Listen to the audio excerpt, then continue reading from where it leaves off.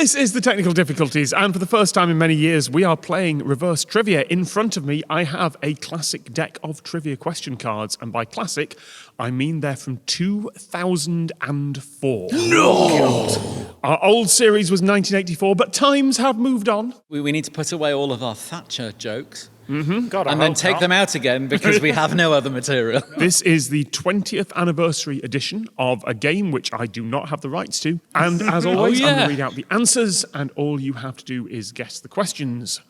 Your first answer is the microwave oven. What was the question? If someone says they've got a bun in the oven, which oven are they not referring to? What's Dire Straits' best-known guitar riff? Microwave. We gotta move those microwaves. Oh! Custom kitchen accessories. What in Welsh is known as the popty ping? Oh, we'll get complaints from the Welsh. Oh, whatever. Don't look. My message to the Welsh on that particular issue would... But you're just going to go as you. Ladies and gentlemen, it's time for Gary Brannan's message to Wales. Are we all ready? Well, that's not the full title. On this particular issue. It's time for Gary Brannan's message to Wales on this particular issue. Don't let daylight in on magic. It sounds lovely, right? We all like the idea of popty ping. You can all dance around saying that's not the right word. The right word, by the way, microdon. It's not as good, is it? Because popty ping, actually having lived in Wales for a very brief period, still makes sense, doesn't it, guys? Because it's oven that goes ping, because oven is popty, because I know that. So just have the word and have a fun word, right? Get off your high horse. That's right, Wales. Let the colonists dictate how you should use your own language. Actually, the Tudors were Welsh. So. Like the Englishman coming over to Welsh, stealing all of their knowledge and then going back again. Yeah, measuring your mountains. All that. Microdon, by the way. Small dinosaur, isn't it? I was going to say it's a small mafia boss. Oh, nice, yeah.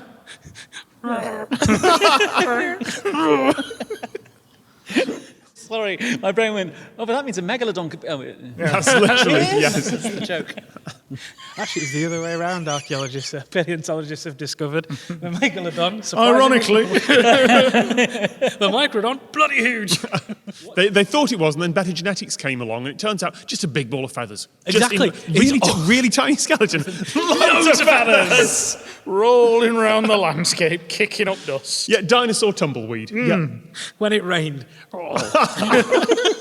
What do you call the group of witches who specialise in long-distance radio frequency communication? Oh, sorry, that's the microwave coven. Oh, I liked that. I'm glad someone did. I could feel you running up there. I could feel you running in. I was like, oh, come on, work it out, Gary. We are looking for the invention story of the microwave here. Hamsters. No.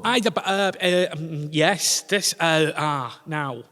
It was called Percy Spencer. Get f***ed. I don't need that information. Gary Brannan's opinion on this particular topic. Quite right. Now. There we go. Now I've got, now I've got to get out of the loop here. Sorry, I just particularly like the halfway through. He left his chocolate bar on a radar machine in the war, and it all melted, and he went, now this could be a thing we could use. Yes, close enough. It was actually in his pocket. What was he doing? The radar? Standing in front. Pocket radar. Is that a radar in your pocket, or are you pleased to warm my food? Brings a whole new meaning to the term asdick, doesn't it? That's a radar joke, and someone enjoyed that. I just like the idea that it's in the pocket, but it is still massive. Yeah, yeah. It's just kind of Big trousers in the 40s, weren't they? I choose to wear a zoot suit to fit my radar. The only reason I know what a zoot suit is because of the episode of Tom and and Jerry. Yeah. Really? Yeah. Zoot Cat. Yeah. In which he buys a suit. I've seen that one and had never considered its existence until just now. Yeah. There you go. Drawing the threads together. Yes, Percy Spencer invented the microwave after noticing a chocolate bar melt in his pocket as he worked on radar. And before that, he discovered just how bloody hard it is to get melted chocolate out of fabric. I'm just thinking, what if it had just been a up because I can melt a chocolate bar in my pocket without the help of a radar. Well, that's what I'm thinking. 30 years of experimentation. If you have a packet of chocolate buttons in your pocket, they're going to melt anyway. So how does he know that it was the radar machine? I reckon he was just trying to placate his wife when he got home. It wasn't me, right? It was a radar machine. I didn't have it in there for very long at all. Then he had to spend 20 years working out how to actually do that to prove his story right. The next answer on my card is Exmouth. What's the question? You were going to say excrement. I don't know why. Oh, he used to have a mouth. Oh, what is You can see the it most forming pleasurable kind of fellatio here. Exmouth. from your ex? Oh my God. Oh, I thought you were going for ex-Smurf. Oh, I'll give you blue balls. Do they wear their hats in bed? Yes, their hats stay on their head, it turns out. Exmouth. It sounds like a place. It is a place. And with muth, it sounds like it's a wet place. It is a wet place. And I would guess it's a wet place in the south. It is a wet place in the south. Yeah, it's in Cornwall. Do you want to try that again, but go with the first answer? It's in Devon. It's in Cornwall. Yes, the question is, which Devon holiday resort is at the westernmost end of... Any guesses? Devon. The River Ex? There's a World Heritage Site. Stonehenge. No. No. A New Forest. That's a national park, not a World The Heritage Site. Jurassic Coast. Yes, the Jurassic Coast World Heritage Site. The next answer is Michael Howard. Over to Gary. I'm sure he's got 5 minutes on In this. this 2004 trivia deck. Who is... I've got the answer. Go on. Who is this an impression of? That's Jacob Rees-Mogg having a poo. Also. In 2004? I'm sure he had one in that year. I don't know. He's still full of By the way, this was filmed after the election. by 1 week. Yay! Michael Howard impression is the word people, isn't it? Oh, yeah. People. He was the leader of the opposition. He was. Was he? Yes. Michael Howard, he was leader of the opposition. He was in between William Hague and David Cameron. No, Ian Duncan No. Smith. IDS. So, Michael, if the question is who is the leader of the opposition, it's Michael Howard. We're looking for a famous quote about him. Right. We need the poor people to be poorer, and we need all of the NHS to be less well off. That is a quote possibly from some version of him, but no, a quote about him. And There's something of the night yes, about him. who said it? Anne Widdecombe? Yes, absolutely right. Of course, Gary immediately gets that question. You know what? There's so many things I can't remember. Like, I really cannot remember so many things. And yet, somewhere in here, that is taking up space. A quote from Anne Widdecombe about Michael Howard sits there, unburdened by any other need until now. And as the old saying goes, the Tories. It's a doable number now, isn't it? Yes. Oh, God. You're not wrong. In theory, it was before, but it would have taken a lot more That's effort what I mean. That's why I say these it's a days. doable number, you know. The last answer on my card, then. I will survive. What's the question? Oh, Weetabix advert, innit? I have no memory of an I will survive Weetabix advert. Do you not? No. Don't think I do. I don't think either. I do either. There was a driving instructor one. There was a vet one. As long as you've had your Weetabix, you know that you'll survive. Oh, yes, I remember that now. Probably right around 2004 now, I come to think of it. I don't have that one. I have the one that was to the tune of Tragedy by the Bee Gees, which was the... Whoa. Steps. Oh, not that early. I don't right. think... Steps Tragedy... No, Steps Tragedy was 1998, so it Yeah. could have been. Which was a football referee. And stuck in my head ever since I was a child to the tune of Tragedy is taking verbal abuse from an 8-foot goose.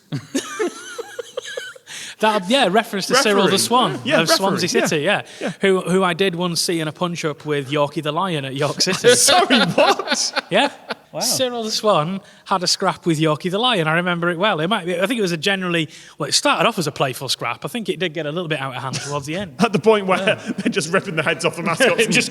No, the thing is, the head stayed on all the way through, and I think I've got a feeling Yorkie was pulled away in a "Leave it, mate, he's had enough." It sounds like a trigger-happy TV sketch. Yeah, I mean, but you've just got the Swans big, because they're obviously to let daylight in on Magic. There, the Swans head is on the neck of the guy wearing it, right? So the swan's head is kind of going like this, while his wings are like flailing wildly.